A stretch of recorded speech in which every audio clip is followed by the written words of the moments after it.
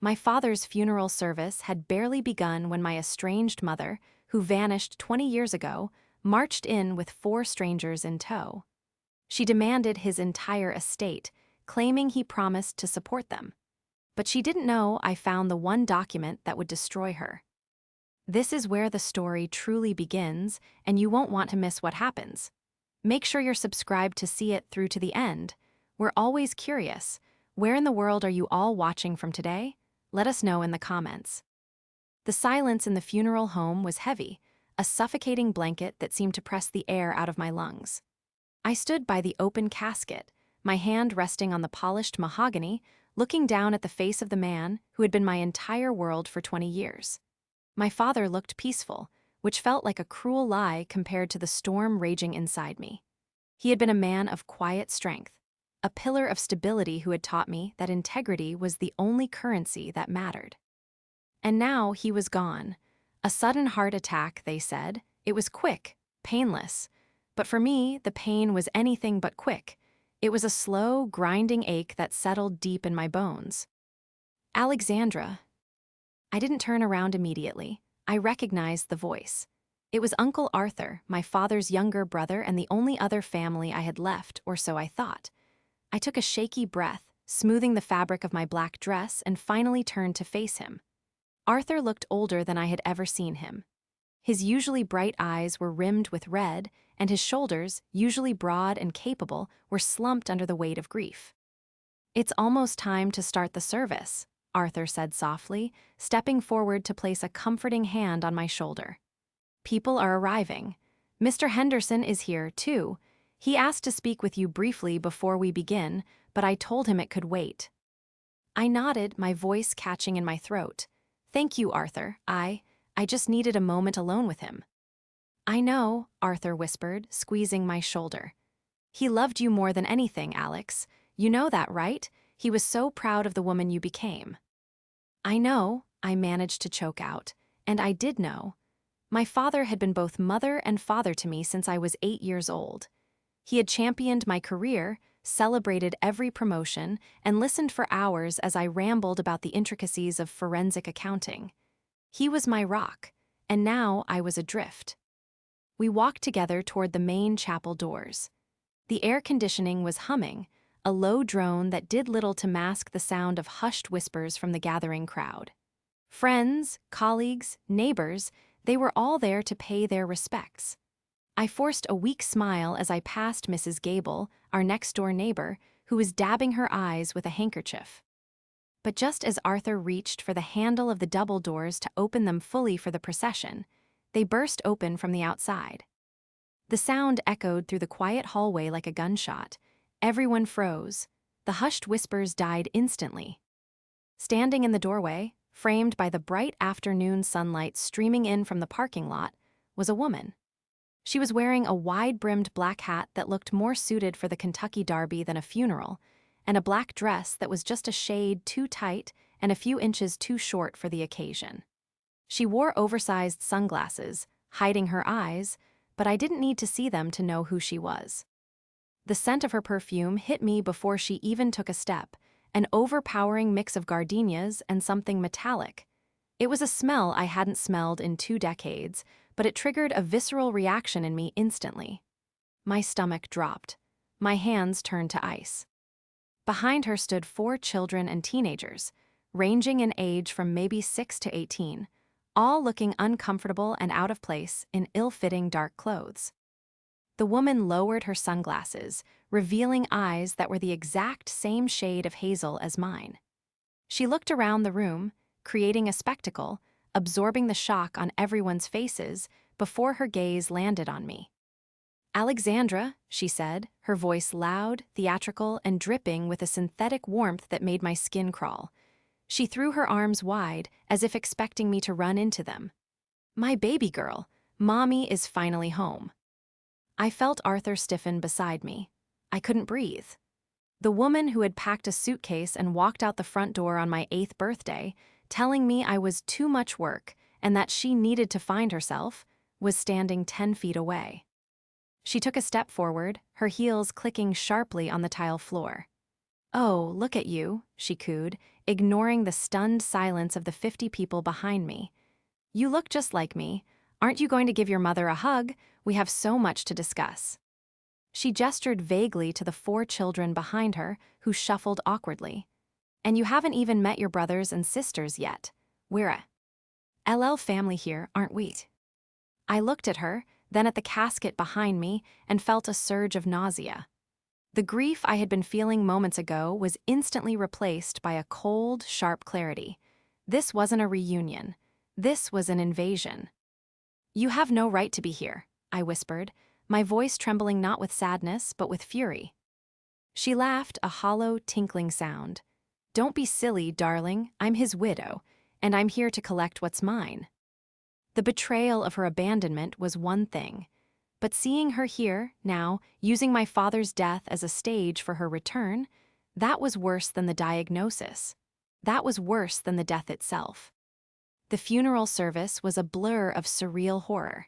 Instead of the dignified, quiet remembrance my father deserved, the atmosphere was tainted by the presence of the woman in the front row. Brenda. I refused to call her mother, even in the privacy of my own mind. She had bullied the funeral director into seating her and her 4 children, my siblings, supposedly, right in the front, directly across the aisle from Arthur and me. Throughout the eulogies, she performed a master class in performative grief. She sobbed loudly into a lace handkerchief every time my father's name was mentioned. She slumped against the shoulder of the oldest boy, a teenager who looked like he wanted the floor to open up and swallow him whole. I sat rigid, my spine pressed against the hard wood of the pew, my eyes fixed straight ahead. I couldn't look at her. If I looked at her, I was afraid I would scream. Uncle Arthur leaned in close, his voice a low rumble of anger. I can have them removed, Alex. Just say the word. Security is outside. No, I whispered back, watching Mr. Henderson, my father's attorney, walk up to the podium to say a few words. Let her stay. If we kick her out now, she'll cause a scene in the parking lot and the tabloids will have a field day. Dad hated spectacle. We finish the service. Then we deal with her. She thinks she's walking away with the house, Arthur muttered, gripping his knees. I heard her telling that girl, the youngest one, that she could pick out her bedroom later. My blood ran cold. She said what? She's casing the joint, Alex. She's not here to mourn. She's here for a payday. I watched Brenda from the corner of my eye. She had stopped sobbing for a moment to check her reflection in a compact mirror, dabbing at her mascara. As soon as she sensed eyes on her, she immediately collapsed back into a pose of utter devastation. It was sickening. But as I watched her, the forensic accountant in me began to take over. I analyzed her the way I analyzed a fraudulent tax return. The diamond ring on her finger was large, but under the harsh chapel lights it lacked the fire of a real stone, cubic zirconia. Her handbag was a designer brand, a Hermes Birkin, but the stitching on the handle was uneven and the hardware was too gold. A knockoff. A good one, but a knockoff nonetheless. And the shoes, red bottoms, were scuffed at the heels in a way that suggested they were bought secondhand or had been worn for years. She was projecting wealth, but she was wearing a costume. She was desperate. When the service finally ended, I stood up, intending to make a beeline for the limousine. But Brenda was faster. She intercepted me in the aisle, blocking my path. Alexandra, wait, she cried out, grabbing my forearm. Her grip was surprisingly strong, her fingernails digging into my skin. I pulled my arm back as if I had been burned. Don't touch me. Is that any way to speak to your mother? She asked, her voice dropping the grieving widow act for just a split second, revealing the steel beneath. We need to talk, Alexandra, real talk, about the future. There is no future for us, Brenda, I said, using her first name deliberately. You left. You lost the right to that title 20 years ago. She sighed, rolling her eyes as if dealing with a petulant toddler. Oh, get over it. I was young. I was suffocating. Your father was a bore, Alexandra. He held me back, but he knew that. He knew he owed me. She leaned in closer, her voice dropping to a conspiratorial whisper, ignoring the line of mourners trying to squeeze past us. He promised me, you know. He knew I had other children. He told me that if anything ever happened to him, he would make sure we were taken care of. He knew I was struggling. My father never spoke to you, I said, my voice shaking. He changed his number the day you left. Men have their ways of keeping tabs, she said with a smirk.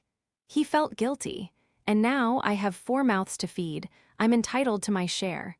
Spousal support, child support, we have a lot of back pay to calculate. She looked over my shoulder at Mr. Henderson, who was standing by the exit, clutching his briefcase. Is that the lawyer? Good. Tell him I'll be coming to the house for the reading of the will. Tonight. The will isn't being read tonight, I lied. Don't play games with me, little girl, she snapped. I'm staying at the Motel 6 off the highway with 4 kids because I spent my last dime getting here to say goodbye to my husband. You will not shut me out. She turned and shooed her children toward the exit. Come along, darlings. We're going to see your big sister's house. As she walked away, the click-clack of her heels echoing, I felt a hand on my arm. It was Monica, my best friend since college. She had arrived late and had been standing behind me. Deeply sorry, Alex, Monica whispered, her face pale. I can't believe she. Just wow, do you want me to call the police? No, I said, staring at Brenda's retreating back. My fear was evaporating, replaced by a cold, hard resolve. Brenda thought she was dealing with the weeping 8-year-old girl she had abandoned. She thought she was dealing with a grieving daughter who would pay anything to make the problem go away. But she had forgotten one crucial thing. She didn't know what I did for a living. She didn't know that my father and I didn't just share a home, we shared everything, including his secrets. And she certainly didn't know about the red leather binder sitting in the bottom of his safe, the one labeled in case she returns. Let her come to the house, I said to Monica, my voice steady. Let her come. The drive back to my father's house, now my house, was quiet. I rode with Arthur and Monica. Mr. Henderson followed in his own car. We didn't speak much. The audacity of what had just happened hung in the air like smoke. I closed my eyes and let the memories wash over me, the ones I usually pushed down. I remembered the day she left. I was 8. It was a Tuesday. I had come home from school excited to show her a drawing I'd made. The house was strangely quiet. Her closet was open, hangers bare. There was a note on the kitchen counter. Not for me, for Dad. I can't do this anymore. I'm not cut out for this suburban death sentence. Don't look for me. That was it. No goodbye, no hug. Just a void where a mother should have been. I remembered watching my father that night. He didn't cry. He just sat at the kitchen table, staring at the note for hours. Then he stood up, made me a grilled cheese sandwich, and told me, "It's you and me now, kiddo. We're going to be okay." And he had kept that promise. He worked double shifts. He learned to braid my hair, though he was terrible at it. He sat in the front row of every school play. He sacrificed his own happiness, his own chance at finding love again, to ensure I never felt the lack of it. He was a saint. And Brenda? She was a vampire who had drained him emotionally for years before fleeing, and now she was back to drain his estate. When we pulled into the driveway, a battered minivan was already parked on the street. Brenda was standing on the front lawn, smoking a cigarette, while the 4 kids ran around the yard. The youngest, a boy who looked about 6, was stomping through my father's prize-winning hydrangeas. "Hey," I yelled, getting out of the car before it had even fully stopped. "Get out of the garden." Brenda looked up, unbothered, and dropped her cigarette butt on the grass, grinding it out with her heel. "Relax, Alexandra. They're just playing. It's just flowers." "It's destruction," I snapped. "Get inside now." We moved into the living room. It was a large, warm space filled with books and memories. Brenda walked in like she owned the place, running her hand along the back of my father's leather armchair. "This place hasn't changed a bit," she sniffed. "Still smells like Old Spice and dust. I always hated this wallpaper."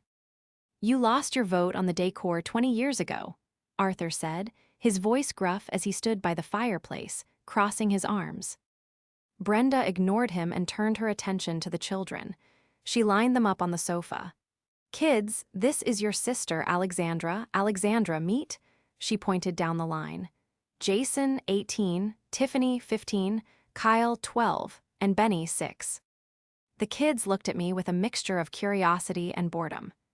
Jason, the oldest, was looking around the room, eyeing the flat-screen TV and the expensive stereo system. Nice place, Jason muttered. Way better than the dump we're in. Jason, mind your manners, Brenda chided gently, though her eyes were also scanning the room, calculating the value of everything she saw. She turned to Mr. Henderson, who had set his briefcase on the dining table and was organizing papers. So, lawyer, Brenda said, flopping into an armchair and crossing her legs. Let's cut the chase. I know Marcus had money. He was always good with saving. Boring, but good. I'm his legal wife. We never divorced. That means I get everything, right? Or at least half. And with these 4 minor children depending on me, I imagine the court will be very generous. Mr. Henderson cleared his throat, adjusting his glasses. Mrs. Brenda, while it is true that there was no formal divorce decree, the situation is not quite as simple as you seem to believe. It's very simple, she interrupted, her voice hardening. I am the widow, I am destitute, my children are hungry, Marcus promised me. When, I asked, stepping forward, when did he promise you? Phone calls, she lied smoothly. Emails, he wanted to help, he just didn't want you to know, Alexandra, he didn't want you to be jealous. She looked at me with a pitying expression. He knew you were possessive of him, but he loved me, he always loved me. I felt a surge of rage so hot it almost blinded me. She was rewriting history, twisting my father's memory to suit her greed. She was banking on the fact that dead men tell no tales. You're lying, I said calmly. Am I? She reached into her oversized bag and pulled out a crumpled piece of paper. I have a letter, from him. She waved it in the air but didn't hand it over. He wrote to me last year, said he wanted to set up a trust for the kids, said he regretted everything. Monica stepped up beside me. Let us see it then. In court, Brenda snapped, tucking it back away. Or we can settle this right now. You write me a check for, let's say, $2 million and the house, and I'll leave you alone. I'll take the kids and we'll go. $2 million, Arthur scoffed. You're delusional. I'm desperate, Brenda suddenly shouted, standing up. The sudden shift from cool negotiator to hysterical victim was jarring. Tears instantly welled up in her eyes. Look at these children, they have nothing. Their father, my partner, ran off last month. I have no job, we are living in a motel. Marcus would not want his stepchildren to starve. She looked at me, pleading.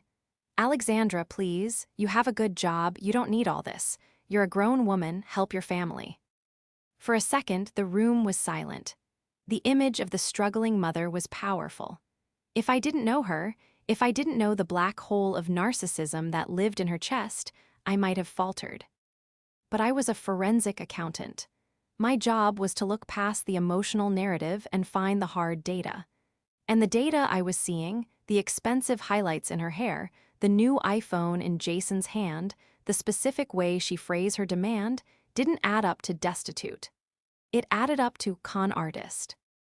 I will not give you a dime, I said, my voice ice cold. Brenda's face twisted. The mask fell completely. Then I will sue you for everything. I will drag your father's name through the mud. I will tell the world what a terrible husband he was. I will make sure you spend every penny of your inheritance on legal fees until there is nothing left. She smiled, a cruel, predatory grin. I'm the mother. The courts love mothers. I looked at Mr. Henderson. He gave me a barely perceptible nod. You're right, Brenda, I said softly. The courts do love mothers, but they hate fraud even more. Get out, Uncle Arthur said, stepping between me and Brenda.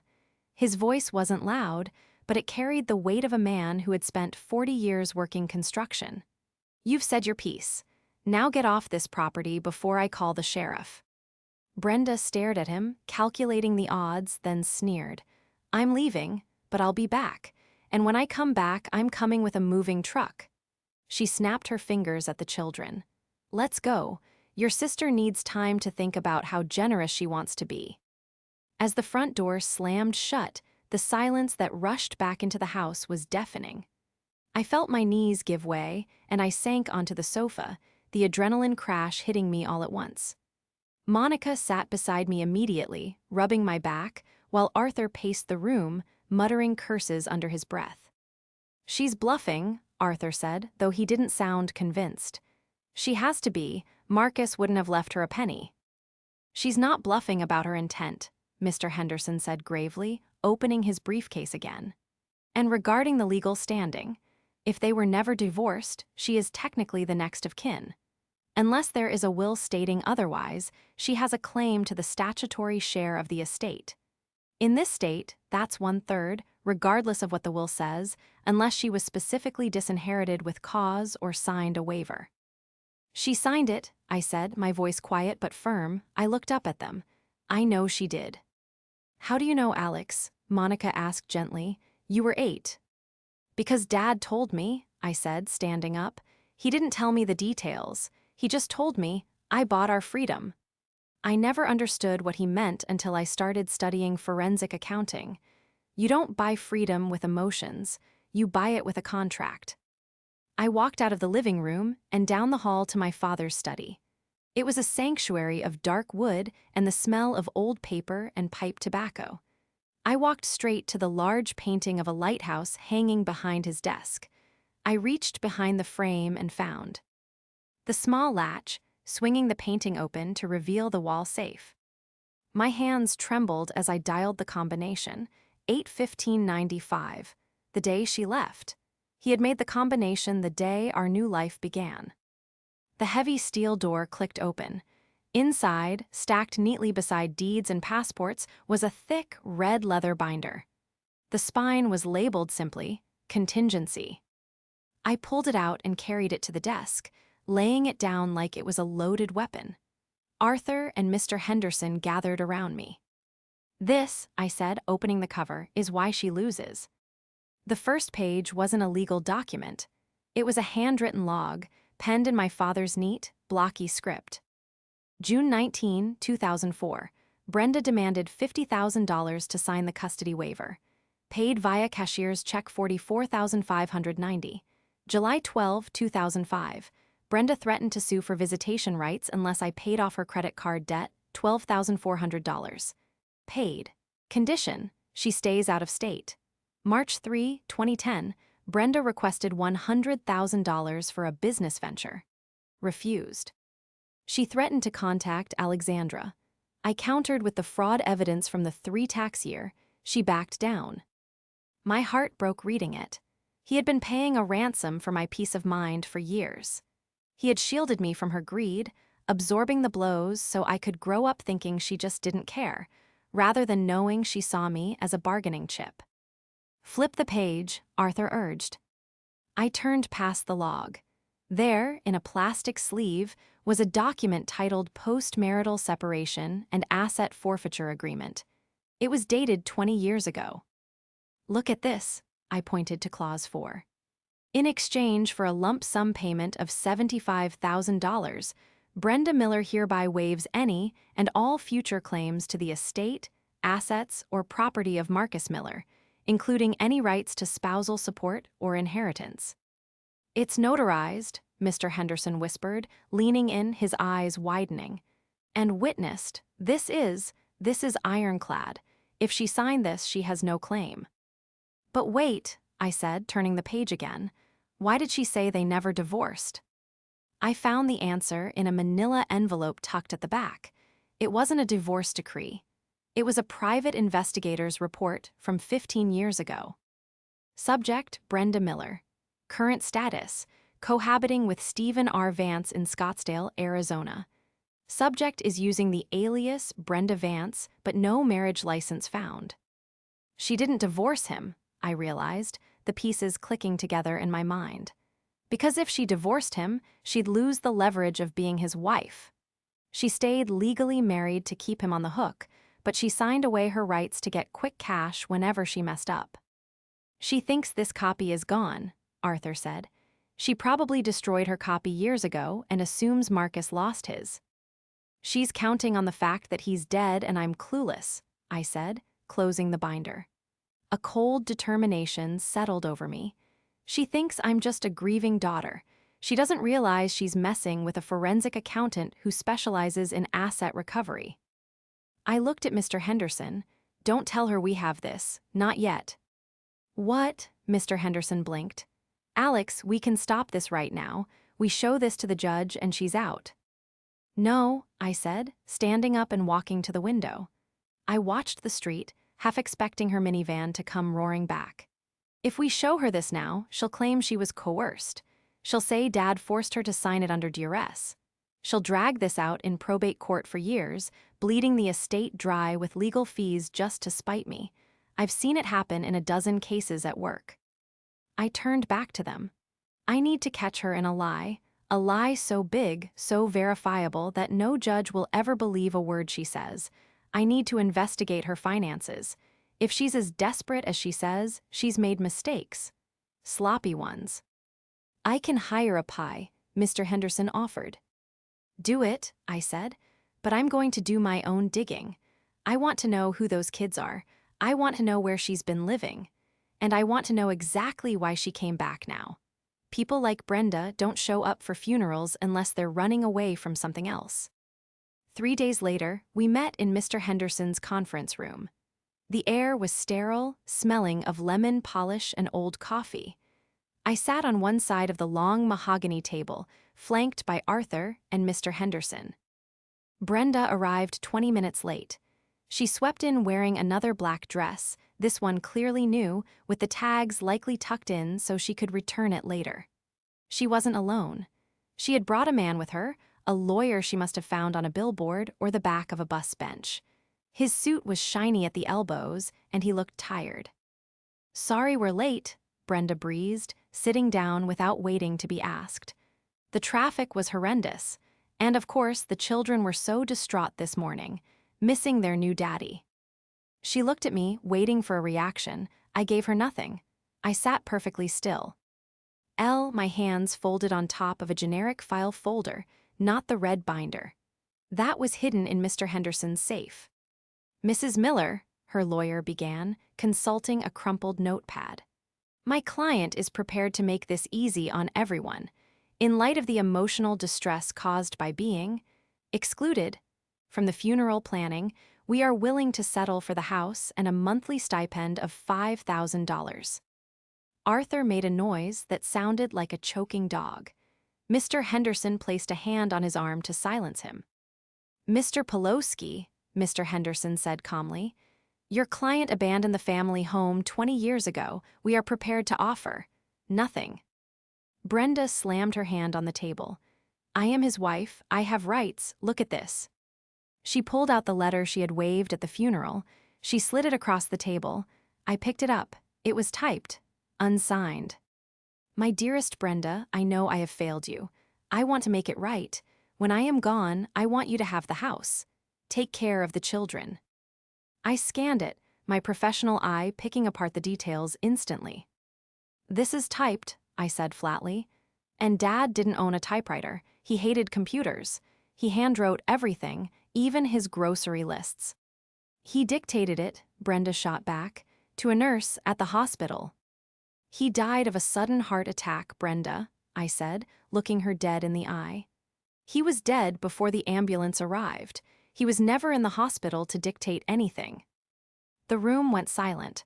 Brenda's lawyer shifted in his seat, looking at her. You said he was in the ICU for a week. I might have confused the details, Brenda stammered, her face flushing red. I'm grieving, my memory is foggy, but he said it, he called me. Let's talk about promises, Brenda, I said, opening the generic folder in front of me. I pulled out a single sheet of paper, a photocopy of the check log from the red binder. Let's talk about the promise you made in 2004. You received $50,000. What was that for? Brenda paled. She recognized the date. That was a gift for my birthday. A $50,000 birthday gift, I raised an eyebrow. And the $12,000 in 2005, another gift. He wanted to help me, she shrieked. He loved me. And what about your current financial situation? I asked, shifting gears. You claim you're destitute, but I did a little checking. You're currently listed as the owner of a 2022 Escalade, and you have a pending lawsuit against you in Nevada for slip-and-fall fraud. Her lawyer looked up sharply. Excuse me, you didn't mention a pending lawsuit. I am the victim there, Brenda yelled, standing up. I slipped, I hurt my back, you people are monsters, attacking a widow. You're not a widow, I said quietly. Brenda froze. Excuse me. I mean, I said, leaning forward, you're not a grieving widow. You're a woman who has been living with a man named Gary in Las Vegas for the last 6 years. Does Gary know you're here, Brenda? Or does he think you're visiting your sick mother? Brenda's mouth opened and closed like a fish. I had hit a nerve. I didn't know for sure if Gary existed, but the Pie's preliminary report mentioned a Gary on her lease agreement. It was a gamble, but based on her reaction, it paid off. Gary is a friend, she sputtered, a landlord. Does your landlord usually share a joint checking account with you? I asked, bluffing again. This meeting is over? Brenda grabbed her purse.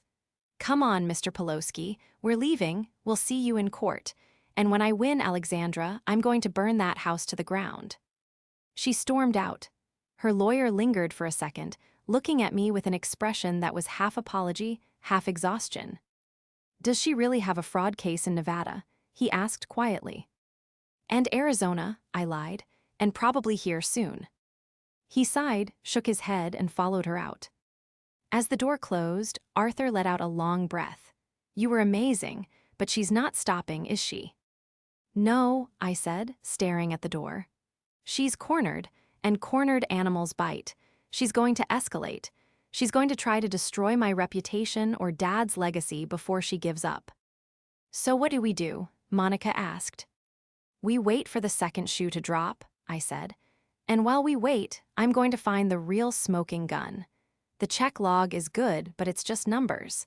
I need something that proves she's not just greedy, but criminal.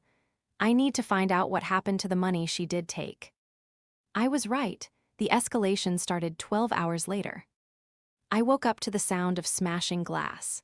I bolted upright in bed, my heart hammering against my ribs. It was 3:00 a.m. I grabbed my phone and dialed 911 as I crept into the hallway. Downstairs, I could hear shouting. This is my house. Open the door, I live here. It was Brenda. She was screaming on the front lawn. I peeked through the blinds in the living room. She was there, clearly intoxicated, Wing landscaping rocks at the windows. One had shattered the bay window in the dining room. The children were nowhere to be seen, thank God. Come out, you ungrateful brat, she screamed, her voice slurring. You stole my life, you stole my husband. The police arrived within minutes. I watched from the porch as they handcuffed her. She kicked at the officers, screaming that she was the homeowner and I was a squatter. I'm sorry, ma'am, the officer told me as they put her in the back of the cruiser. She's pretty intoxicated. We'll hold her for the night for drunk and disorderly and vandalism. Thank you, I said, shivering in my robe. Seeing her like that, disheveled, drunk, violent, should have made me feel pity. But all I felt was a cold urgency. She was unraveling, and while she was in a holding cell, I had a window of opportunity. The next morning, I called in a favor. My old mentor from the forensic accounting firm, a man named David who had connections in banking that bordered on terrifying, agreed to run a deep trace on Brenda using the information I had gleaned from the Gary lease agreement the Pie had found. I spent the day boarding up the window and comforting Arthur, who was ready to stand guard on the porch with a baseball bat. She's dangerous, Alex, Arthur said, pacing the kitchen. She's not just a grifter, she's unstable. I know, I said, typing away on my laptop. That's why we need to end this now. We can't wait for a long court battle. We need to present her with something so damning she runs away and never looks back. At 4:00 p.m., my phone rang. It was David. Alex, his voice was serious. You were right to be suspicious. I found something. It's bad. How bad? Federal bad, David said. I traced her social security number. She's been collecting survivor benefits. I frowned. Survivor benefits from who? From a man named Thomas O'Malley, David said. He died 4 years ago in Ohio. Brenda is listed as his widow. She's been collecting social security checks and a military pension in his name. My breath caught in my throat. She was married to him. That's the thing, David said. I pulled the marriage certificate. She married him in 2018, while she was still legally married to your father. Bigamy, I whispered. Exactly, but it gets worse. I looked into the kids. The two middle ones, Tiffany and Kyle, their last name is O'Malley. They are Thomas's kids. Brenda isn't their mother, she's their stepmother. My head was spinning. Wait, so where is their real mother? Deceased, David said. Thomas was a widower when Brenda met him. When Thomas died, Brenda became their legal guardian. She's been collecting the kids' survivor benefits too. That's how she's been funding her life. But here's the kicker. She hasn't been paying their school fees or their medical bills. The accounts are drained as soon as the government deposits hit. She's stealing from orphans, I said, my stomach turning. She's dragging these kids around the country, living off their dead father's money and neglecting them. And now she's trying to do the same to you, David said. Alex, if you give this to the feds, she's going away for a long time. Social Security fraud is no joke. I know, I said. Send me the files, everything you have. I hung up the phone and looked at Arthur. My hands were shaking, not from fear, but from the sheer magnitude of what I held. She's not just after the house, Arthur, I said quietly.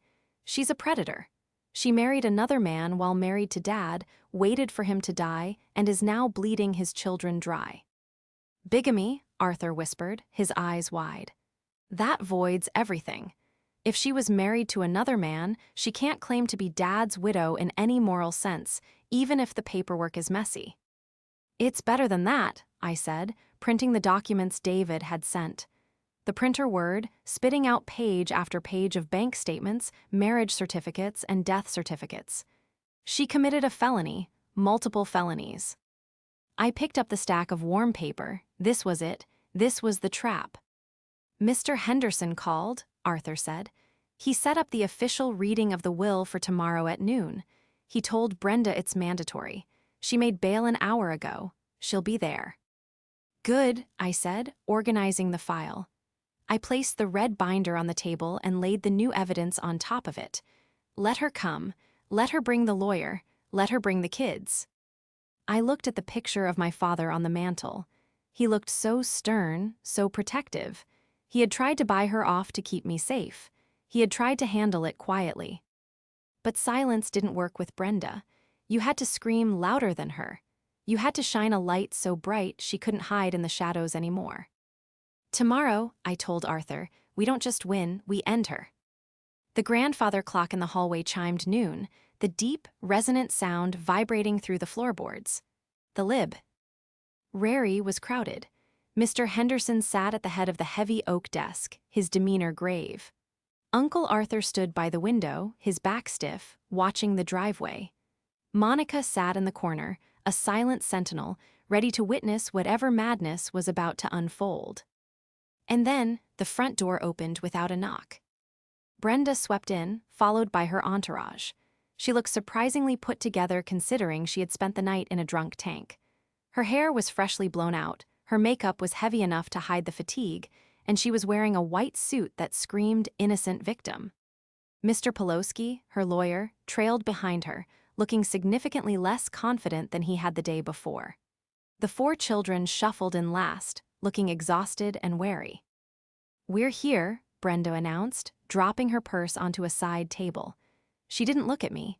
She looked straight at Mr. Henderson. Let's get this over with. My children are hungry, and I'm sure Alexandra is eager to write the check so we can all move on with our lives. She sat down in the leather armchair opposite Mr. Henderson, crossing her legs. Read it, the will. Mr. Henderson adjusted his glasses. Very well. I, Marcus Miller, being of sound mind and body. He went through the standard legalese. It was a beautiful will, simple and direct.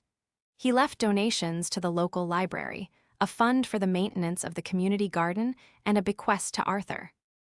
"And to my daughter, Alexandra Miller," Mr. Henderson read, his voice wavering slightly. "I leave the remainder of my estate, including the property at 44 Elm Street, all investment accounts, and personal effects. I leave nothing to my estranged wife, Brenda Miller, for reasons she is well aware of." Brenda let out a sharp, incredulous laugh. "Well, that's harsh, but it doesn't matter. Statutory share, Mr. Poloski. Tell them." Poloski cleared his throat, pulling at his collar. "As the surviving spouse, Mrs. Miller is entitled to elect against the will. Under state law, she claims 1/3 of the augmented estate. Furthermore, given the lack of child support over the years—" "Stop," I said. I didn't shout. I didn't slam my hand on the table. I just spoke the word into the air, and it hung there, heavy and absolute. Brenda turned to me, a smirk playing on her lips. "Excuse me, you don't get to say stop to the law, sweetie." "I'm not speaking to the law," I said, standing up slowly. I picked up the red leather binder and the stack of fresh documents from the pie. I walked around the desk until I was standing directly between Brenda and Mr. Henderson. "I'm speaking to you, Brenda, and I'm giving you one last chance. Walk out that door. Right now, take the kids, get in your van, and drive away. If you leave now, I won't ruin you." The room went deadly silent. Jason, the 18-year-old, looked up from his phone, sensing the shift in the atmosphere. Brenda stared at me, her eyes narrowing. For a second, I saw a flicker of doubt. She saw the red binder. She recognized it, but her greed was stronger than her survival instinct. "You're bluffing," she spat. "You have nothing. I want my money." "Okay," I said softly. "I tried." I opened the binder. "Exhibit A," I said, sliding the yellowed document across the table toward Mr. Poloski. "The postmarital separation and asset forfeiture agreement signed by Brenda Miller in 2004. Notarized. Witnessed. In exchange for $75,000, you waived all rights to this estate. Forever." Brenda went pale, but she recovered quickly. "I was coerced. He threatened me. I was young and scared." "We expected you to say that," I said, "which is why we have the video." "The what?" Brenda whispered. "Dad was meticulous," I lied. "There was no video, but she didn't know that. But let's assume a judge believes you were coerced. Let's look at Exhibit B." I slapped the second document down. It was the marriage certificate David had sent me. State of Ohio, marriage license, Brenda Miller and Thomas O'Malley, dated June 12, 2018. Poloski froze. He reached for the paper, his hands shaking. He adjusted his glasses and read the names. Then he looked at Brenda with an expression of pure horror. You got married?" Poloski asked, his voice cracking. "Mrs. Miller, you told me you were separated but never divorced. If you remarried without divorcing Marcus, that's bigamy," I finished for him. "It's a felony, Brenda. But more importantly for this meeting, it voids your claim as a surviving spouse. You can't be a widow to a man you were essentially cheating on with another husband." Brenda stood up, her chair scraping loudly against the floor.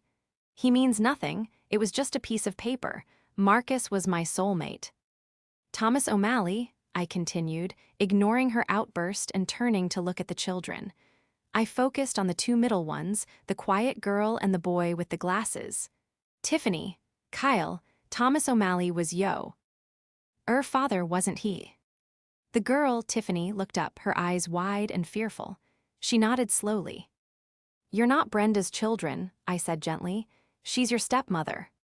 "She's our mom now," Tiffany whispered. "She takes care of us." "Does she?" I pulled out the bank statements, the damning evidence of the survivor benefits. "Brenda, these are the Social Security records for Thomas O'Malley's children. You've been collecting nearly $3,000 a month on their behalf for 4 years. That's over $140,000. I slammed the bank statements onto the table. "Where is the money, Brenda?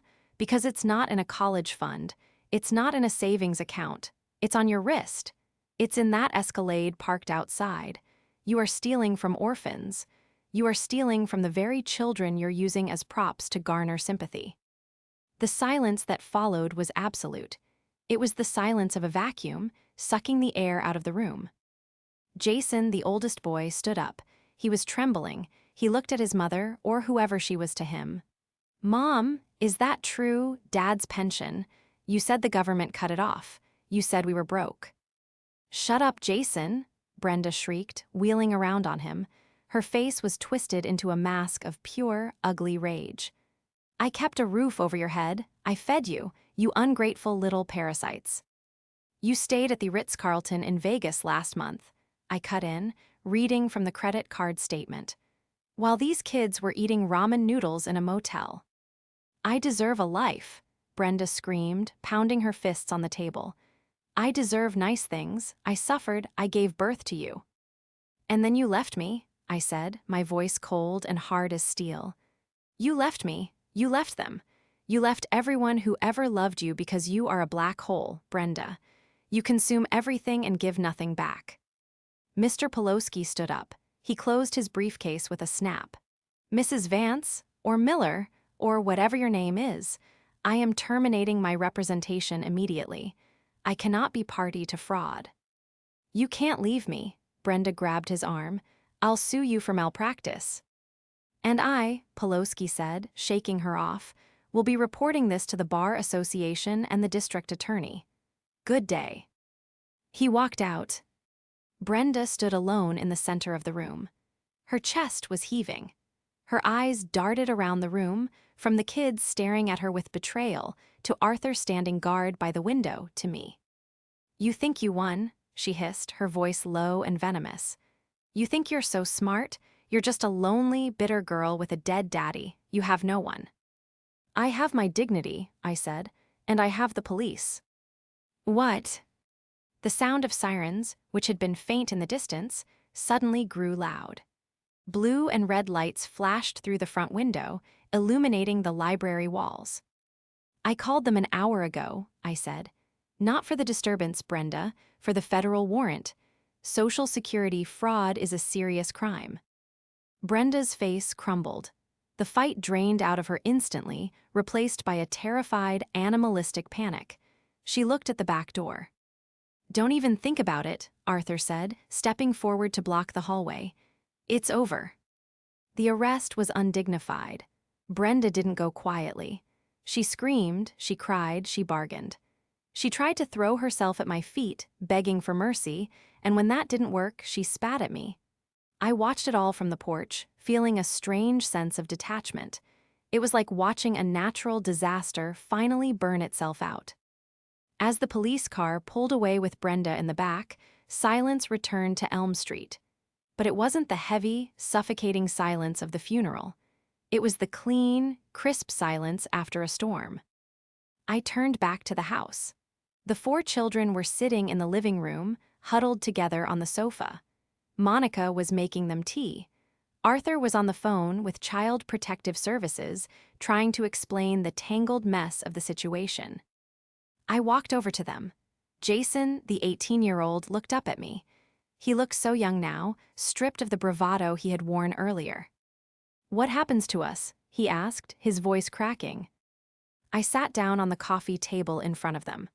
"Well," I said gently, "that depends. Jason, you're 18, you're an adult, you can choose where you go, but Tiffany and Kyle, we need to find your family, your real family." "We have an aunt," Tiffany whispered, wiping her eyes. "In Ohio, Dad's sister. She used to send us cards, but Mom, Brenda, stopped giving them to us." "Then we will find her," I promised. "I will pay for the plane tickets. I will make sure you get to her." "And Benny?" Jason asked, pointing to the 6-year-old asleep on his lap. He's hers, and some guy named Steve." I looked at the little boy. He was innocent in all of this, just another prop in Brenda's play. "We'll make sure Benny is safe," I said. "Uncle Arthur and I will work the social workers. We won't let him get lost in the system." It took 3 weeks to untangle the mess Brenda had left behind. I used my professional skills to trace the stolen funds. Most of it was gone, wasted on designer clothes and gambling, but I managed to recover enough from her frozen assets to set up a small trust for Tiffany and Kyle. We found their aunt in Ohio, a kind woman who cried when I called her. She had been trying to find the kids for years, but Brenda had moved them around so much they had vanished. Arthur drove them to the airport. I watched them go, feeling a weight lift off my chest. They were going to a home where they were wanted, not used. As for Brenda, the federal charges stuck. Between the bigamy, the Social Security fraud, and the attempted extortion, she was looking at a minimum of 10 years. I didn't go to her arraignment. I didn't need to see her again. She was a ghost now, exorcised from my life. A month after the funeral, I finally went back to the cemetery.